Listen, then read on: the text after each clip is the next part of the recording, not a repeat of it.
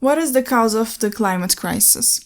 Is it greenhouse gas emissions? Is it cars, planes? Is it industry or agriculture? Is it meat consumption? Fast fashion? Is it politicians like Trump, Putin, or Xi Jinping? Or is the problem something deeper? Because what if the real issue isn't just what we're doing to the planet, but how we see it in the first place?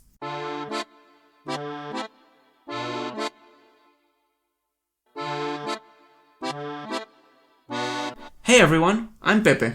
And this is Derya. And welcome to Everything is Sustainability. We're two professionals in the field of sustainable development. And in every episode, we unpack a topic related to sustainability, trying to make sense of its complexities in a way that's actually accessible to everyone. In today's episode, we're stepping a bit away from technologies and specific solutions and asking a more fundamental question. Do we all live in the same world? Because we're often told that globalization has created one shared reality, one way of understanding development, one way of progress. And this includes nature itself. But what if it's not entirely true? What if there's actual multiple ways of understanding the world and they don't always fit together? To explore this, we're joined by Andrea Saavedra, who works on these questions around development, indigenous perspectives, and conflict of different mindsets. Hey guys, it's a pleasure being here. Our pleasure.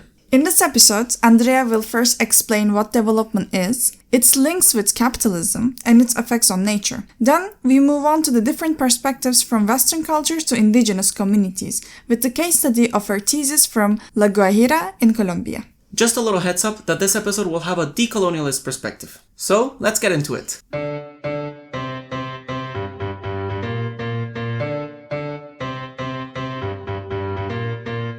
We mention every episode that we are professionals of sustainable development and we explain what sustainability really is. Now it's time to explore the development part.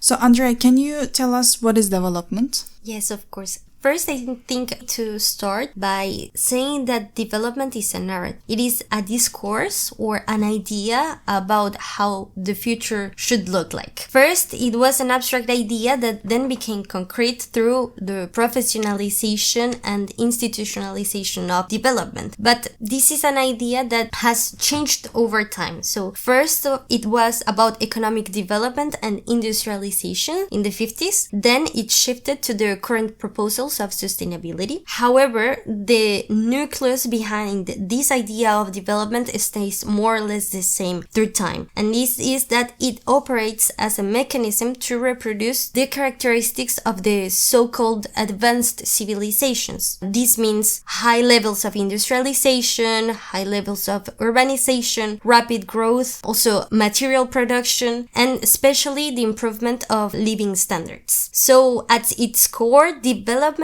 is still centered around economic growth. And can you tell us a little bit what's its link with the capitalism? So in order to achieve development, we need to homogenize or standardize society in order for them to continue with the capital growth. So in this sense, in order to achieve development, you need a society to produce its own wealth, and by doing that, they can overcome poverty and also, let's say, achieve the status of a modernized state or country. So basically, you have the countries that are on top, and then every other country is trying to play catch up and get at the same level as the other ones. Exactly. There is a famous author called Arturo Escobar, and he says that by creating the idea about development, we also create an idea about a world divided into the high advanced societies and the lower, less than advanced societies. But then for these less advanced societies to develop, quote unquote, as you're saying, then they would have to continue extracting and they have to grow their economy based on this capitalist system. And all of this, we end up using too many resources. That ends up having an impact on nature, doesn't it? Exactly. There are ecological limits about how much can we extract and use. And that's also the paradigm about capitalism. That capitalism, in a sense, is also a way to go against against its core, because you grow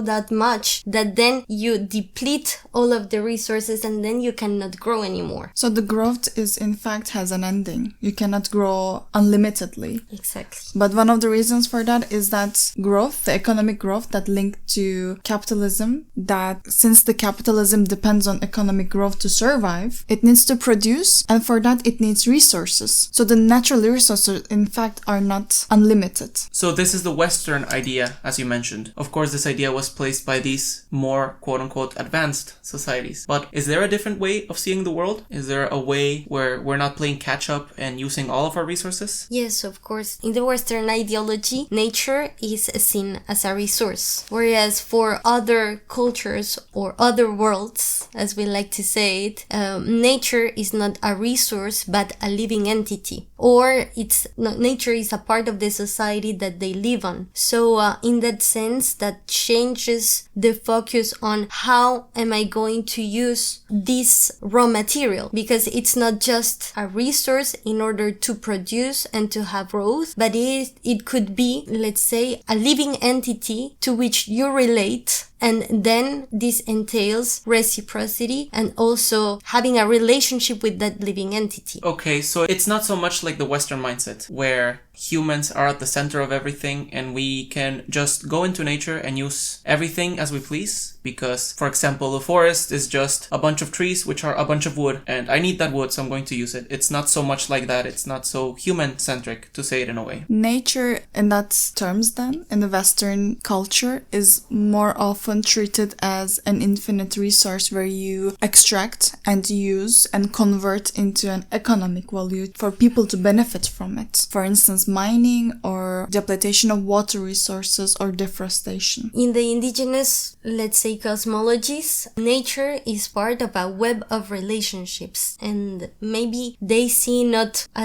just wood, not just a raw material, but they can see a relative. They can see an entity which lives inside of trees or inside of the forest and that they need to care of. So this changes absolutely their perspective in how can we take care and not just utilize or not just to extract the resource. So basically there are different ways of seeing the world. We could say maybe this is like different video games, where you have one video game that may be about going around the world and collecting resources. That would be more the Western idea. And another video game is more about, like The Sims, like relate the different relationships and the different characters. And so they're both different and they have very different rules and they're played differently, but they're both still video games. That is sort of a way of how we could see these worlds. But this is just different video games with different rules. They're not necessarily better than each other, or they're not necessarily superior than each other. Yes, however, in the nowadays world, there is kind of clash between those different worlds or those different video games, if we like to use that example, because the Western world wants to homogenize all of those values into the other worlds. It's like kind of a virus that wants to make every video game as its own. It's like a virus of globalization. Exactly. A virus of capitalism. So we can talk in this sense about a conflict between worlds, because not every world wants to be homogenized under the terms of this hegemon. So basically you're saying that there's this one main worldview, or this world, as we're using this term, that wants to make all of the other ones exactly the same as itself. And we should definitely fight against this, correct? Yeah, I think more about fighting, it's about recognizing that diversity exists and that different worldviews also exist, in which accumulation and economic growth is not the central point or goal. Would you say that this lack of acknowledgement, this lack of recognition is a tool of colonization or a different version of colonization? Yes, I think it's a form of neo-colonialization, as it erases diversity from Earth, because what this system more or less wants is to change every culture into its own values, in the sense that, for instance, the Mexican culture, it can be transformed into this idea about the aesthetics of what a Mexican is. So they have the sombrero, they have the poncho, and they have the guitars and the mariachis, and that is the Mexican culture. But Mexican culture goes beyond that. They have their own ways of cultivating their food, which entails different kind of food consumption, which entails a different kind of relationships between persons, how they communicate, how they relate. So we can say that this is a world in itself that is being transformed by capitalism in a way that they just want to sell, in a sense, their own culture in order to achieve to that a higher goal of development. So the homogeny they want to create is actually in order to sell their products, because if we have the same culture, if we have the same needs, if we have the same ways of living, they can relate to it and they can control it better and they can sell better to make more and more money. I think this is a good way to connect this idea, which maybe until now sounds a bit abstract and academic, to the main field of sustainability, where this Western mindset sees, of course, the world as something to just consume and something to just extract. And of course, sustainability, implementing it, is not only about finding specific solutions and specific things that might help us reduce our climate impact, or it's not only about stopping to use resources. It's about learning how to see the world differently, and it's about learning how to maybe live with the world and not against the world, or not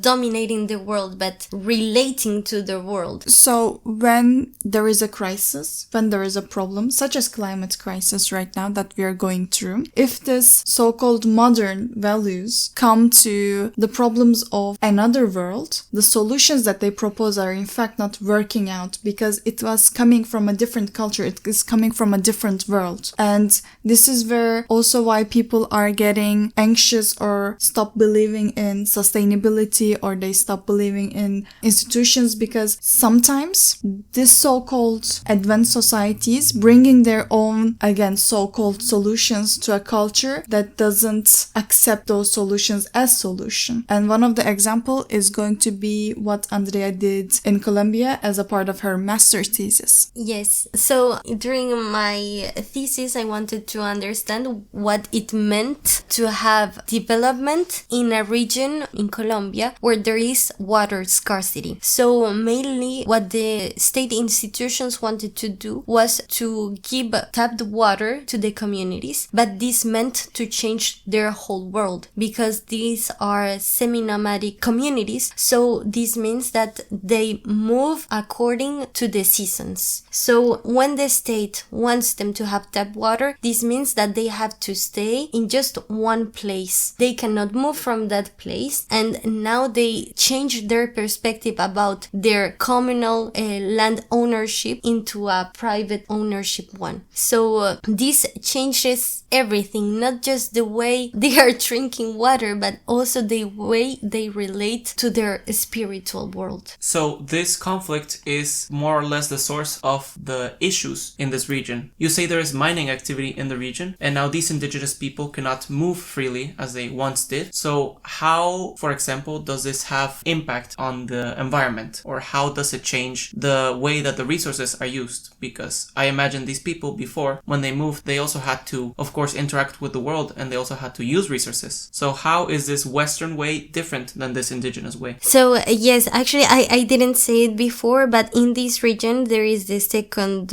biggest coal mine existing in the world. And so what it changed is, yes, the seasonal movements that they have, but as I said, also how they related to the spirits of water. And so these indigenous communities believe that there is a spirit living in the water which is called Pulowi, and this is a guardian of water. So when the coal mine came in, they literally displaced the spirit from the place, and so they cannot now communicate to this spirit. And the importance about this one is that this is the deity, let's say, that kind of establishes the rule about what is taken or not, which resources can you take, how many water can you take from this river, because as I said, this is a region where there is water scarcity, so water is very precious. So this is the deity society about how to take care of water. And right now they don't have the communication with this spirit. She has gone to other places where there is water, but not anymore in the places where they live, because in tapped water they believe there is no possibility for the spirit to exist. And so this loss of this spirit of Pulowi, as you mentioned, then is there a shift in how the indigenous people interact with the world? You mentioned before Western culture, it leads to homogenization. Is this homogenization also happening in this region of Colombia? Yes, so in a sense there is homogenization, because as they cannot move, they cannot do the seasonal movements, they cannot do the livelihoods that they were used to doing, so as shepherding. So they cannot move according to the animals, because the animals, they also move according to the seasons. So this has changed the way they eat. This has changed the way they live, because right now, okay, we don't have our animals to eat, so we need to look or search for a job. So they insert into the capitalist economy in order to have money to survive, whereas before they had everything. And this is kind of,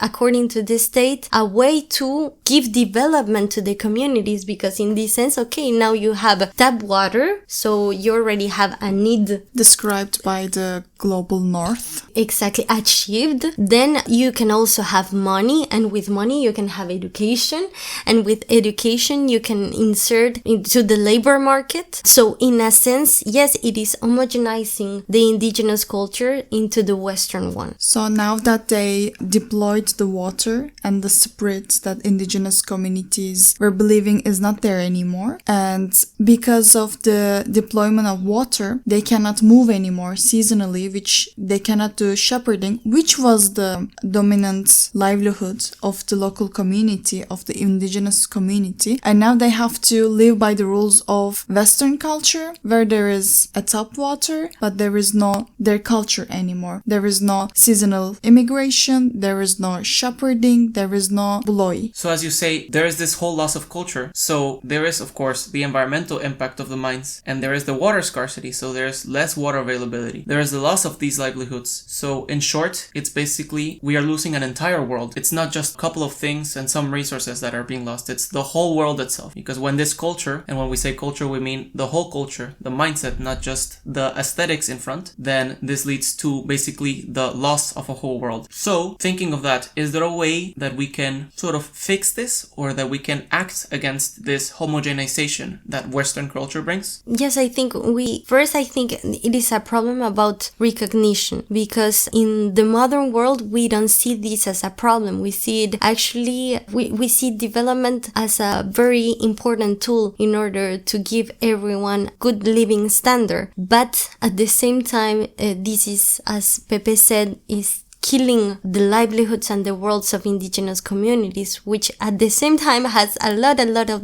knowledge about the region they are in. Like, they know how to, for instance, harvest water. And this is something that in the modern world, this could sound like crazy, but this is just our ancestral techniques in which, using different kinds of trees and of minerals, you can attract water to one place and you can actually harvest water. They know where are the sources of water inside of the land, is by seeing which type of tree or which type of cactus lives in the desert. So this is not only losing the aesthetics of this world, but also I wouldn't say the scientific knowledge, but the relational knowledge that they have with nature. So first of all, I would say that recognizing these worlds is important, and recognizing that the homogenization process is taking place in this moment, and this entails the loss of knowledge. And second of all, by recognizing them, we can start acting and doing something differently, either by the state or by even ourselves as Westerners, how to change the ways we consume and how those affect the communities that live in extractive places, etc. So for this recognition, it's both about knowing it. We have to acknowledge this mindset of the different indigenous communities, but we also have to act. What do we mean with action in this case? In this specific case, that would mean change of perspective about what development means, because here we say that development equals to extractivism. Then we need to change the idea about maybe development could mean post-extractivism, going beyond extractivism, understanding what is also development for the community themselves, what they see as the ideal future, because what development is now is the ideal future for the Western society. But there are also ideas about ideal futures, in plural, for other worlds and other communities. So it start talking to them, it start trying to have any sort of communication with them. It's starting to have a dialogue. And there are some scholars that speak about cosmopolitics. Like, we need to put the idea of the future in the center. Which kind of future do we want to have? And what kind of future we want to have, especially in the context of indigenous communities? What would be the development for them? So this is kind of interesting. Like, for many indigenous communities in Latin America, they have this idea that the past is in the future and the future is in the past. So this means they have a cyclical idea about time, about how can we relate to the spirits or to nature as it was before. So it's like remembering, every action is remembering every time how their ancestors lived with nature. And so for them, I would say, speaking on their behalf, it's how to relate to Mother Nature in the way that their ancestors did. So by continuing the relationships also with the living entities of water, of the forest, of the land. And can you tell us a little bit about this relationship indigenous communities have with nature? Because in the Western culture, the nature is more seen as a resource for growth, a resource to extract and use and convert into an economic value. But how indigenous communities are seeing nature? First of all, I think we need to understand that each indigenous communities has their own language and also their own way of understanding nature. So in the same region where I was talking previously about the Wayuu indigenous community, which is the spirit of Pulowi. But in the upper parts of the mountains, in the Sierra Nevada, there's another 5 groups, communities, and one of them are the Wiwas. And they think that in every sacred place in nature, there's a living entity, which is the guardian of, let's say, insects. There's also the guardian of sickness. There's also the guardian of serpents. And they need to take care of these spatial sacred places in order to maintain the equilibrium between all of them. So they say with the coal mine, there were several sacred places that were taken away. So they say that the energy that was created between all of these different spots is now lowered in a sense. Decreased, exactly, because there's not anymore the energetic network between the places. So this is just another different way of one indigenous communities about how they see nature. I could talk about many others, but it's just a way to say that each community has a different way of seeing living entities, and there is a lot of richness in that. So us as Westerners, what tip could you give so that we as Westerners, as I believe most people listening to this podcast probably also come from a more Westernized cultural background, as we do as well, what recommendations could you give so that we could actually recognize and we can actually act against this extractivist model, and so that we can change our mindset to accept this diversity of ideas and diversity of worlds that we don't have yet? Yeah, I'm a Westerner myself. And sometimes I think we cannot see that we are different. We cannot see that we have our own culture, and our culture is the culture of accumulation, of accumulating things and showing them. Once we understand that we have a culture of ourselves, then we can kind of understand our difference, not the difference of others, which is what some people would say. You need to understand there's difference. No, you first need to understand that you are different. And by understanding your difference, then you can open yourself to other worlds. So you're saying that we should not take ourselves as a norm and just as an option, as a fruit in a very rich garden. Exactly. Just like in the natural world, diversity always brings something better. Today we have learned that there are in fact many worlds, one for each culture and way of life. And these different worlds affect how we interact with nature and the relationship that we have to it. Western ideas of development threaten these worlds with homogenization, but when we truly recognize these worlds, these mindsets, we can start to understand this diversity and actually transform our mindsets towards a decolonized sustainability. This is the end of our 4th episode. Thank you so much, Andrea, for joining us today and for sharing your research. It was a pleasure. Thank you for having me. Also, thanks to our listeners, and if you're new, please consider giving us a like, comment, or subscribe if you liked our voices. As always, we publish a new episode every 6 weeks on Spotify, YouTube, or on the website of Orimag. And with that, we are your friendly neighborhood sustainability buddies, and we look forward to seeing you in the next episode. Bye-bye! Bye!